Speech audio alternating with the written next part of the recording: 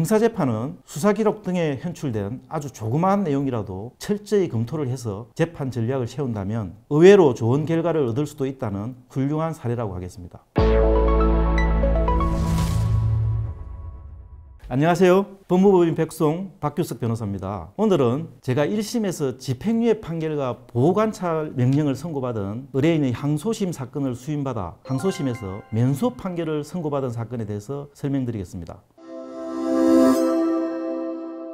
의뢰인은 대학생으로 가정 형편이 어려워서 장학금과 아르바이트로 학비와 생활비를 마련하면서 어렵게 대학 생활을 했습니다. 그러다가 코로나 사태로 인해서 아르바이트 일자리마저 구하기 어렵게 되어 대출을 알아보다가 대출 담당자라는 사람에게 카톡으로 신분증 사본과 공인인증서를 보내주었습니다. 그런데 대출 담당자라는 사람이 이를 이용해서 피고인 명의의 휴대전화 14개 해선을 개통해서 피고인이 전기통신사업법 위반으로 기소가 되어 1심에서 징역형의 집행유예 판결 그리고 보호관찰 명령을 선고받은 사건이었습니다. 의뢰인과 1심 변호인은 1심에서 공소 사실을 모두 인정하면서 선처를 구한 사건이었는데 1심에서 집행유예 판결을 받았기 때문에 나름 선처를 받은 사건이었습니다. 그런데 의뢰인은 공무원 시험을 준비 중이었습니다. 만일 집행유예 판결이 확정되는 경우 공무원 결격 사유에 해당되어 공무원으로 임용될 수 없기 때문에 항소심에서 벌금형을 받게 해달라면서 저에게 찾아온 사건이었습니다. 제가 1심 재판 기록과 수사 기록을 검토한 결과 의뢰인이 이 사건 1심 판결 전에 전자금융거래법 위반으로 벌금 100만 원의 약식명령을 받은 사건이 있음을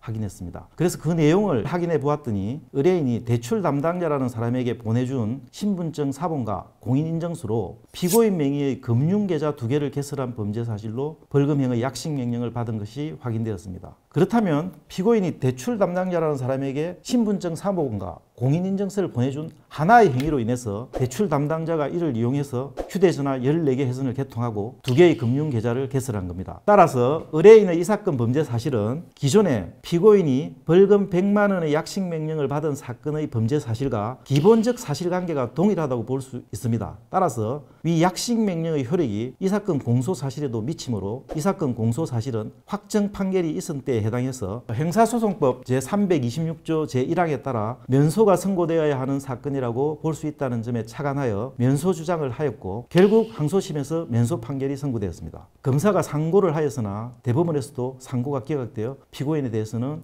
면소 판결이 확정되었습니다. 면소 판결이란 실체적 소송 조건의 흠결로 형사재판을 종결시키는 것으로서 일사부재리의 원칙이 적용되므로 사실상 무죄 판결을 받은 것과 같다고 볼 수 있습니다. 따라서 의뢰인의 경우 전과가 남지 않게 되었고 공무원으로 임용되는데도 아무런 결격 사유가 없게 되었습니다.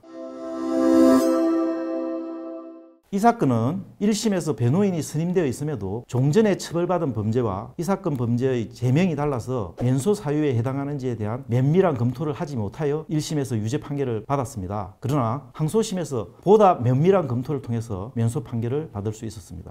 형사재판은 수사기록 등에 현출된 아주 조그마한 내용이라도 철저히 검토를 해서 재판 전략을 세운다면 의외로 좋은 결과를 얻을 수도 있다는 훌륭한 사례라고 하겠습니다. 오늘 영상은 여기까지 하고요. 다음에는 보다 좋은 영상으로 여러분을 찾아뵙겠습니다. 감사합니다.